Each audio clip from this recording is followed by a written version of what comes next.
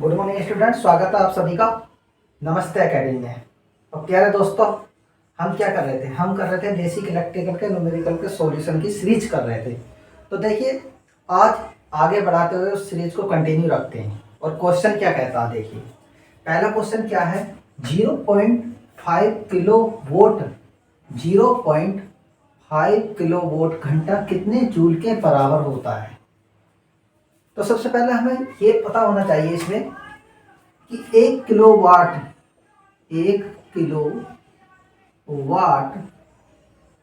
Our बराबर कितना होता है। ठीक है, तो 1 किलो वाट बराबर क्या है, देखे फाइंड आउट करेंगे। 1 किलो वाट, चूंकि हमें पता है 1 किलो वोट बराबर कितने वोट होते हैं, 1000 वोट होते हैं। 1000 वोट होते हैं। ठीक है, तो इसी प्रकार क्या हो जाएगा, और एक एचआर में कितने सेकंड होते हैं, 3600 सेकंड होते हैं। तो इसी प्रकार यहाँ पे वैल्यू पुट कर देंगे। 1 किलो वाट बराबर कितने होते हैं, 1000 वोट होते हैं। ठीक है, और मल्टीप्लाई बाई 1 घंटे में कितने सेकंड होते हैं हमारे, 3600 सेकंड होते हैं। 3600 सेकंड होते हैं। ठीक है, अब देखिए यहाँ पर कितने जीरो हमारे, 1 2 3 4 5।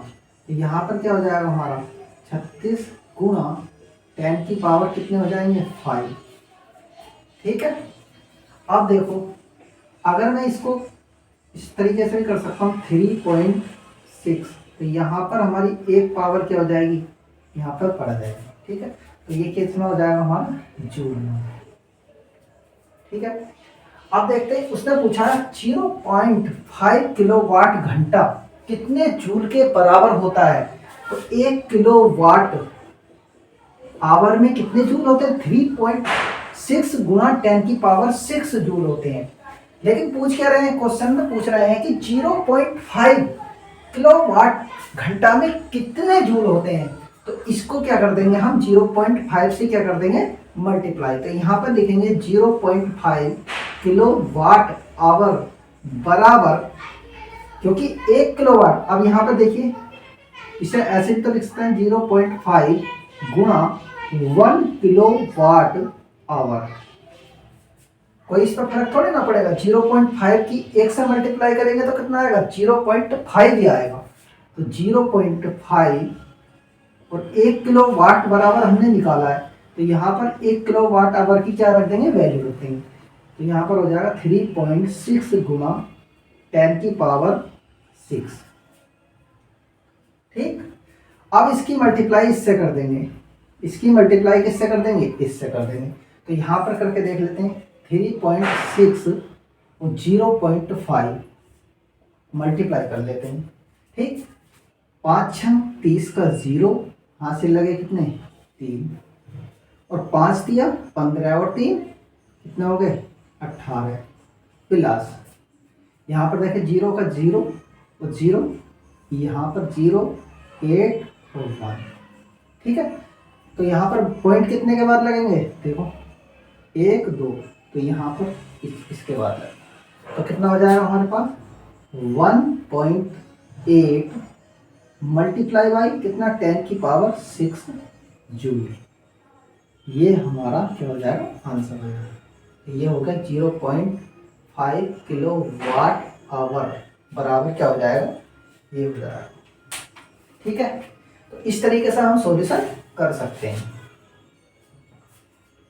एक सेकंड रुकिए।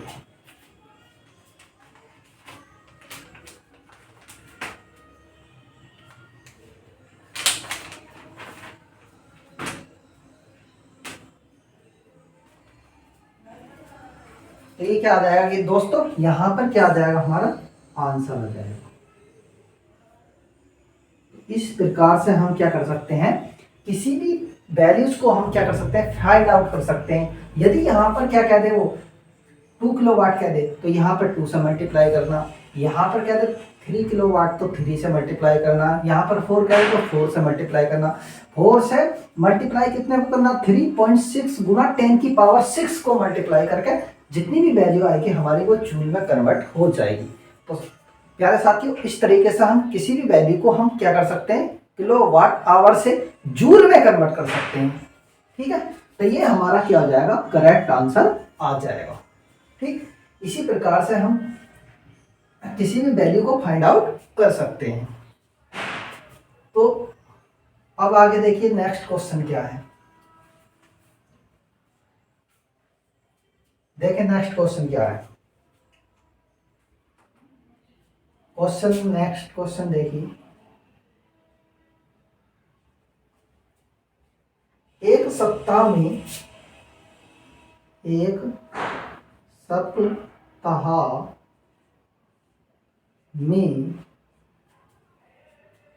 प्रतिदिन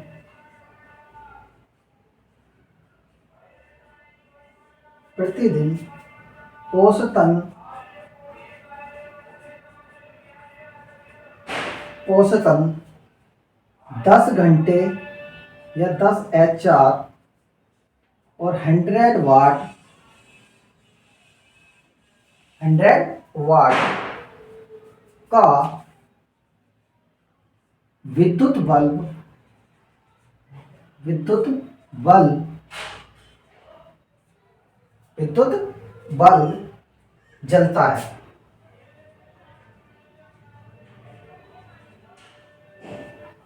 जलता है।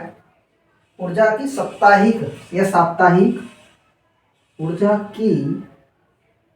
साप्ताहिक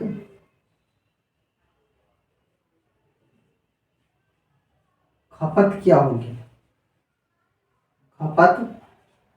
क्या होगी।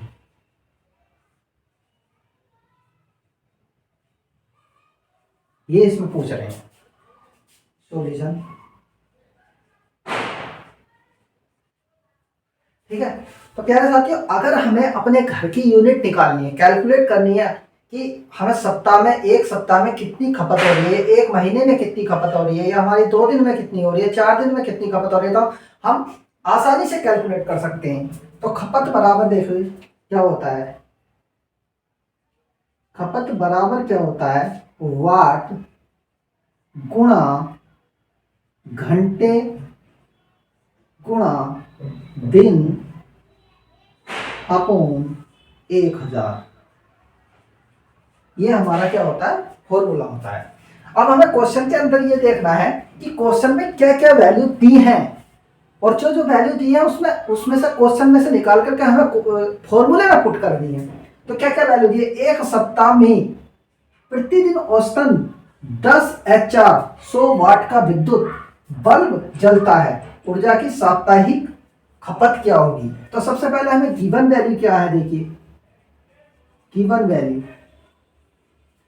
देखो समय दिया है हमें, देखिए क्या दिया हमें, घंटे दिए हैं। कितने घंटे दिए हैं, घंटे कितने दिए हमें, 10 HR, और हमें वाट कितने दिए हैं, 100 वाट। ठीक है, और एक सप्ताह में दिन कितने होते हैं, एक सप्ताह में 1 सप्ताह कितने दिन होते हैं हमारे, 7 दिन होते हैं।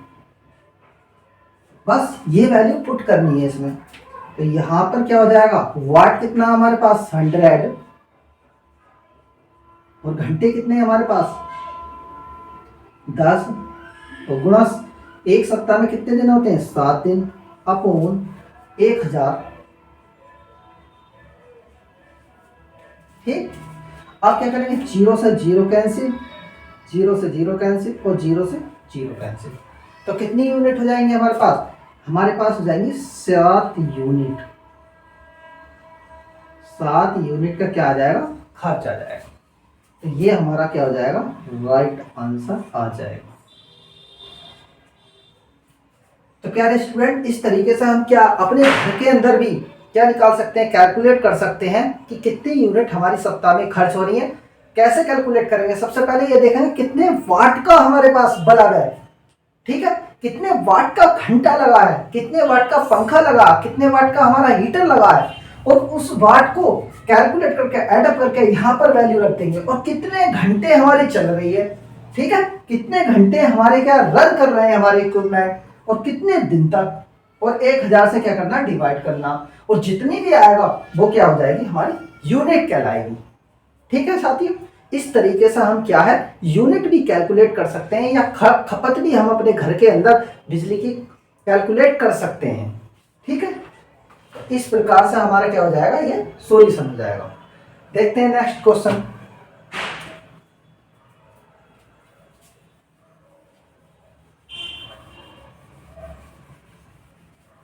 तो प्यारे दोस्तों, इस तरीके से हम क्या है, सॉल्यूशन करते चले जाएंगे आसानी से। हम बिल्कुल बेसिक टाइप के न्यूमेरिकल हैं, इसी टाइप के न्यूमेरिकल हमारे किसी भी जेई लेवल या आईटीआई बेस्ड एग्जाम में आते रहते हैं, तो हमें डरना नहीं है न्यूमेरिकल से। न्यूमेरिकल कोई हुआ नहीं है किसी भी प्रकार का, बहुत आसान होता है न्यूमेरिकल करना। जिसने समझो न्यूमेरिकल कर लिया, उसने थ्योरी भी कर ली।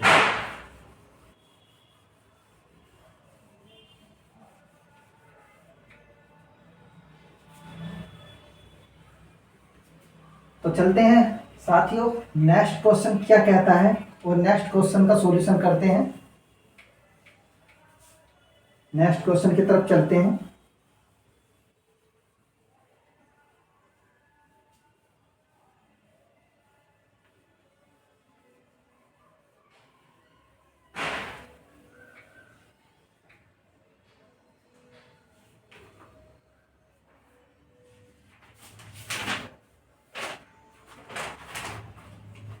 देखिए नेक्स्ट क्वेश्चन,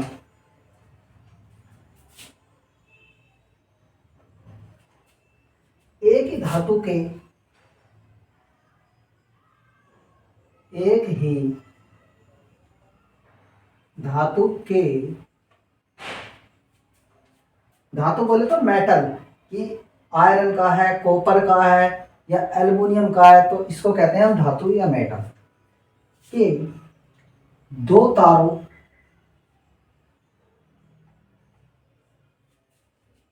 की लंबाई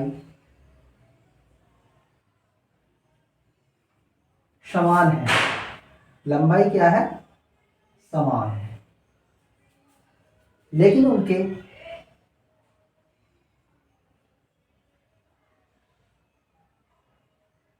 लेकिन उनके लेकिन उनके अनुप्रस्थ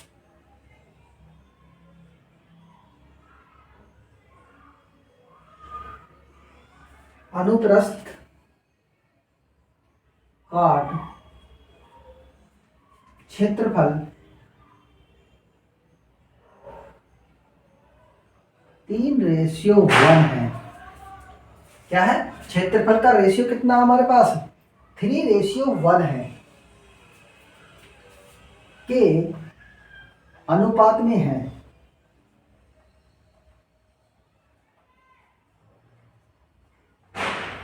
अनुपात में है, वह श्रृंखला में जोड़े गए हैं। वह सीरीज या श्रृंखला, वह श्रृंखला श्रृंखला को कहते हैं इंग्लिश में सीरीज में जोड़े गए हैं।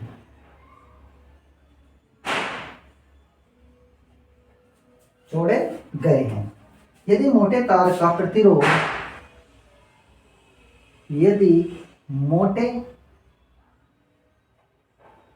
तार का प्रतिरोध प्रतिरोध मतलब रेजिस्टेंस रेजिस्टेंस 10 ओम हो है तो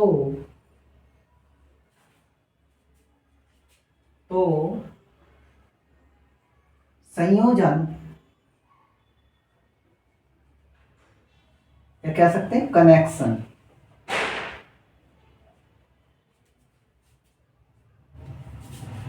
तो कनेक्शन में कुल कितना प्रतिरोध कितना प्रतिरोध होगा।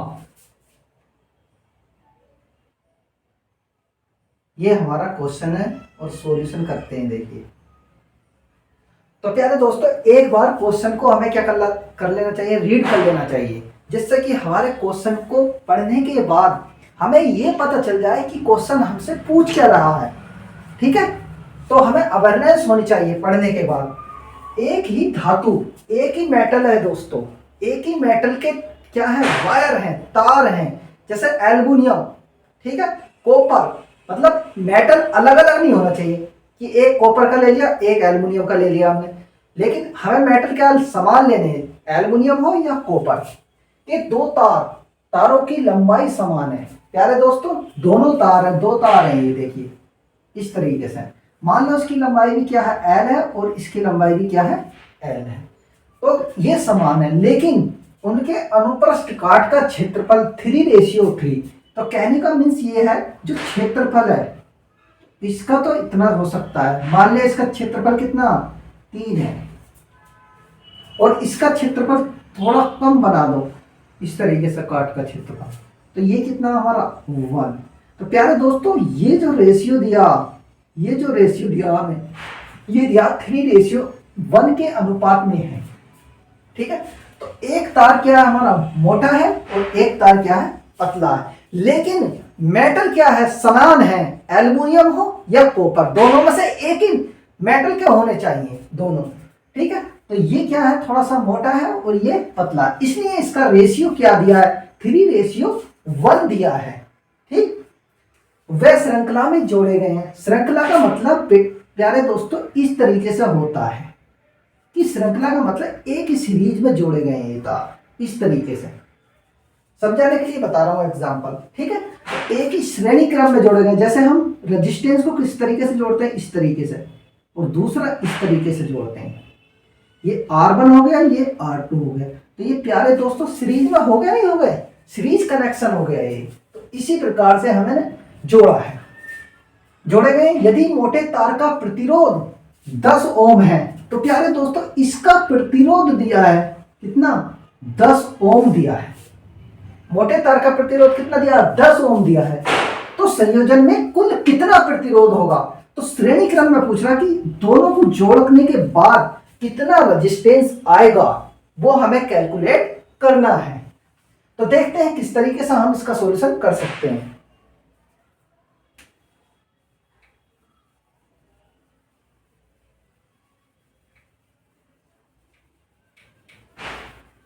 तो थोड़ा थोड़ा अवेयरनेस आई होगी, समझ में आया होगा थोड़ा सा। ठीक, अब देखो करते हैं इसको। तो प्यारे दोस्तों, हमें पता है हमारे पास एक फॉर्मूला होता है, R बराबर रो L अपॉन A, ये होता है, और इसको इक्वेशन नंबर 1 मान लेते हैं। R बराबर क्या होता है, rho into L upon A होता है, जहां पर A क्या होता है, एरिया होता है, L क्या होती है, किसी भी वायर की लंबाई होती है, और रो क्या होता है, प्रतिरोधकता होती है किसी भी तार की। जैसे कह सकते हैं हम, एल्युमिनियम की प्रतिरोधकता अलग होगी, कॉपर की अलग होगी, ठीक है, सिल्वर की अलग होगी, और हमारी सोने की अलग होगी। इस प्रकार से हमारी सबकी प्रतिरोधकता अलग अलग होती है। और R क्या है, रेजिस्टेंस है। तो उसने क्या कहा देखो, लेकिन उनके अनुप्रस्थ काट, अब देखो तार की लंबाई क्या है, समान है, लेकिन उनके अनुप्रस्थ काट का क्षेत्रफल क्या, 3:1 है। तो प्यारे दोस्तों, पहले 1 R1 रो भी समान है और लंबाई भी समान है, लेकिन पहले वाले तार का जो क्षेत्रफल का अनुपात कितना दिया, 3A, ये दिया है। इक्वेशन नंबर इसको A मान के चलते हैं और इसको 1 मान लेते हैं। ठीक, तो ये तार 1 के लिए हो गया, ये किसके लिए हो गया, तार 1 के लिए, तार 1 के लिए। ठीक, अब तार R2 के लिए देखते हैं। ये देखो समान है, लंबाई क्या है, दोनों की समान है, और उसमें इसका जो रेशियो है कितना है हमारा, 1 है। तो 1 इंटू A लिखेंगे, 1A लिखते हैं, तो यहां पर 1A लिखने के मतलब क्या है हमारा, A, ये हो जाएगा। इक्वेशन नंबर 2, ये तार 2 के लिए है, लिए, ठीक है। अब इक्वेशन 2 को यहां लिखेंगे समीकरण 2 डिवाइड बाई 1, तो R2 अपॉन R1। तो प्यारे साथियों R2 की वैल्यू क्या है, into L upon A upon इसकी वैल्यू कितनी है हमारे पास, R rho into L upon 3A। तो प्यारे साथियों कैसे कैसे देखिए क्या हो जाएगा, यहां पर हम इसको काट सकते हैं, L को L से काट सकते हैं और रो को रो से काट सकते हैं, तो ये ऊपर जाएगा। तो यहां पर क्या हो जाएगा हमारा, ये क्या हो जाएगा हमारा, पलट कर ऊपर जाएगा 3A अपॉन A, और A से A कैंसिल आउट हो जाएगा। यहां पर मिलेगा हमें R2 बराबर 3R1, ये हमारा क्या मिलेगा, इसमें रिलेशन मिलेगा, R2 बराबर 3R1, ठीक है। लेकिन दोस्तों इसने क्या कहा है, क्वेश्चन में ये कहा है कि यदि मोटे तार का प्रतिरोध 10 ओम हो।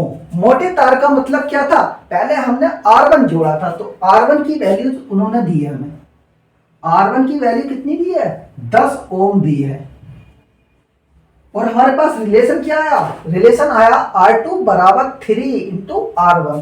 तो यहां पर लिख लेंगे इसके R2 बराबर 3 इंटू R1, R2 बराबर 3 और R1 की वैल्यू यहां से रख देंगे, तो R2 बराबर कितना हो जाएगा, 3 ढाई 30 ओम आ जाएगा, ये आ जाएगा हमारा, ठीक है।